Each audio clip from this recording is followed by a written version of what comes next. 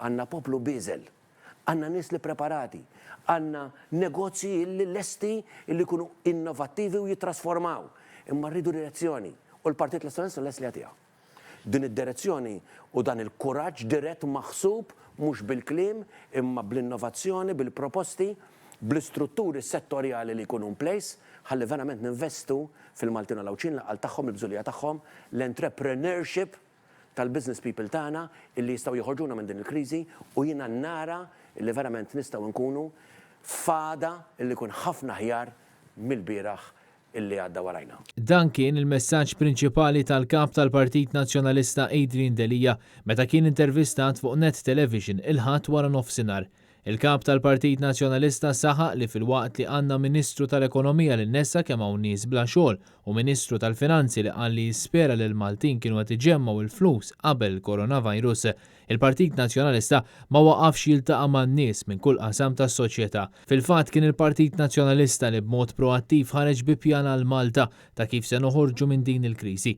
10 pilastri biex minu l-iktar dajef insalvawh, nagħtu spalla lil dawk fl-iktar bżonn u jkollna direzzjoni ċara fejn irridu mmorru. Saħa Adrian Delija. Jew ħankunu hemmhekk fuq quddiem, either we're going to lead, nkella ħanqgħu lura u lura kif qed naqgħu f'ħafna mir-rankings meta tara r-rapporti li joħorġu bħalissa madwar id-dinja. Il-kap tal-Partit Nazzjonalista fakkar kif il-pjan ekonomiku ta' Gvern Laburista li kabber l-ekonomija bil-popolazzjoni falla u saħaq li hemm bżonn li l-Gvern iġib l-aqwa pakkett ta' fondi possibbli mill-Unjoni Ewropea li mbagħad għandu jinvesti fil-Maltin u l-Awċin.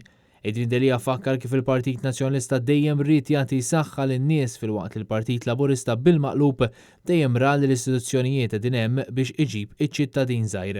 Dan meta ħalla l-qrati fidejh, l-għażla tal-Kummissarju tal-Pulizija fidejh u persuna bħal Konrad Mizzi u l-kumpanija Nexia BT jagħmlu dak li jridu mingħajr ebda konsegwenzi kontrihom. Adrian Delija fakkar fil-proposti li ħareġ il-Partit Nazzjonalista biex il-Kostituzzjoni ta' pajjiżna tkun verament tan-nies u mhux tal-Gvern tal-ġurnata.